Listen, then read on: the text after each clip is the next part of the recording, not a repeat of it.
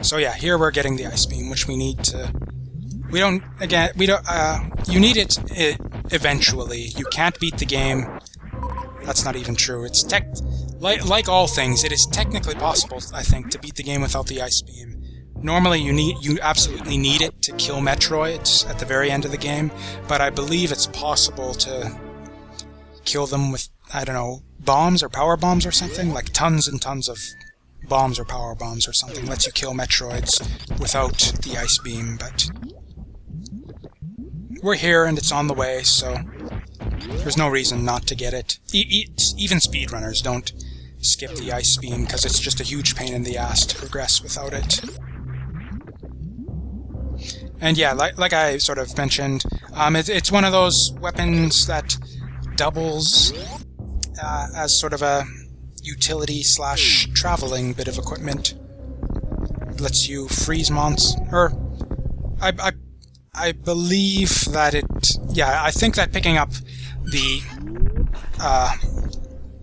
Ice Beam increases your beam strength, but it freezes enemies instead of killing them right away, so it actually makes you take extra shots to kill enemies that you could have got in one shot otherwise. Which is kind of bad.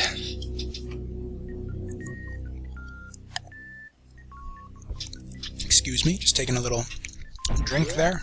Drink of water, that is. Do I wanna... No, we'll come back to this. By the way, if you notice, the map kind of changes in the upper right. Suddenly we're in like this little isolated space. We're passing just 3 screens through a completely different area of the game called Meridia that we'll be coming to a little bit later. So, yeah, normally, in a normal playthrough, you're kind of stuck down here in this area of... Is this Brinstar? Yeah, Brinstar and Norfair, because you're basically stuck down here after you fall down this shaft. However, the Ice Beam lets you freeze these turtles and climb up the shaft, and suddenly all the other... Or, no, this was the X-ray beam. I'm gonna get it. Just because this is a Let's Play and I want to show you guys things. At least I think this is the X-ray beam. This is a neat little trick that I'm glad the game doesn't throw at you too much. The room gets darker as you shoot those fireflies.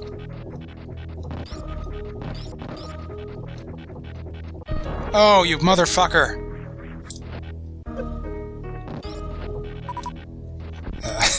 That stupid enemy got in the way and prevented me from grabbing onto the ceiling. The grapple beam doesn't... The grapple beam normally doesn't kill enemies, but there are a few that it will kill. Actually, there's one, I think, that can only be killed with the grapple beam. So, X-ray scope. First time through Metroid, it seems kind of bullshit where, like, some of the hidden blocks are. It's like, oh, why would I ever think to bomb that or shoot that? And yeah, I pointed out one of those to you way back in the game, that one spot where that doesn't have a dot on the map. But the X-ray beam is sort of your counter to that.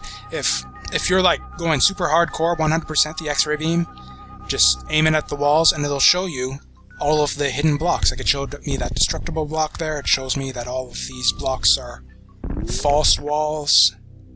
So yeah, if you're really going for like 100%, you just go into every room and X-ray beam everything. Although, yeah, there are a few, actually quite a few, power-ups that the X-ray beam will not reveal to you for one reason or another. Which is, yeah, a lot of the reason why I've never actually gotten 100% in this game, because there's just so many items that are a pain in the ass to get and completely kind of obtuse and counterintuitive to get to. Which is, I mean, yeah, I'd say certain specific power-ups or power-up locations are kind of bullshit in the way they're sort of in stupid locations that you would never think to look and don't really have any reasonable way of figuring out how to get to them. Although, or at least that's what I remember from the last couple times I went for 100%. Maybe I'm wrong. Maybe I've gotten more clever since then, and there were... Because yeah, I don't think I've ever... I don't think I've seriously tried to 100% this game in like many, many years. My last, like... Oops. Oh man, I'm getting nommed. I think my last, like, 3 or 4 runs through the game were like when I say I like played through the game 3 or 4 times, I think maybe in my first 3 playthroughs I attempted to convert to 100% playthroughs. Or not the first one, because there's point of no return that fucks you over and prevents you from going back and getting 100%. But my second and third playthroughs were basically ones where I went, after I finished the game, I went back and tried to 100% everything, and there was a bunch of shit that I couldn't find, and then I went on to GameFAQs, and it told me how to find it, and it's like, I was just like, okay, that's bullshit, I never would have figured it out, and I don't even care about 100%ing the game at this point, but... Anyways, that was many years ago. I was probably in, like, probably in my mid-teens back when that... I guess for reference sake, I would have been, like... I don't know, maybe 8 or 9 years old. No, probably 10 or 11, the very first time I played. Or, is that right? Actually, no, yeah, I would have been, like...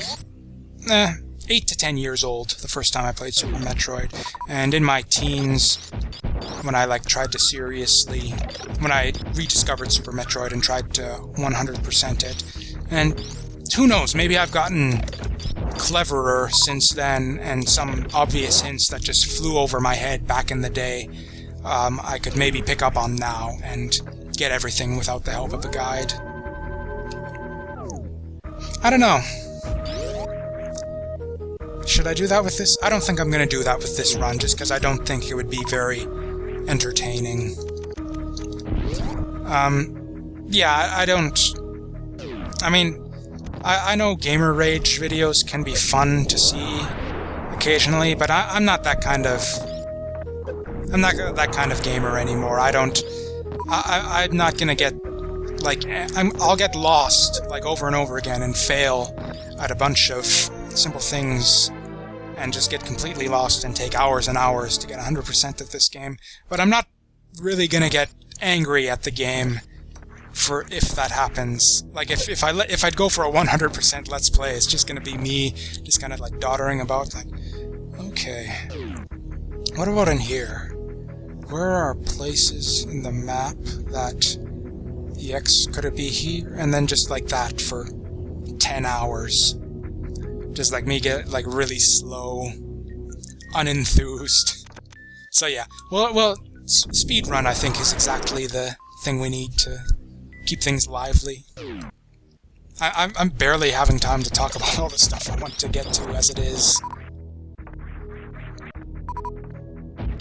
I mean, yeah, I've talked so much about the way things open up. This is, by the way, where you would need to do your quick boost.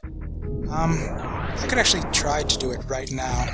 I'll give it one shot. Basically, okay, there's a certain distance that you need in order to get... Oh, actually, I don't need to do a quick charge. There's a certain distance that you need in order to get a fully charged speed boost, and then once you have a fully charged speed boost,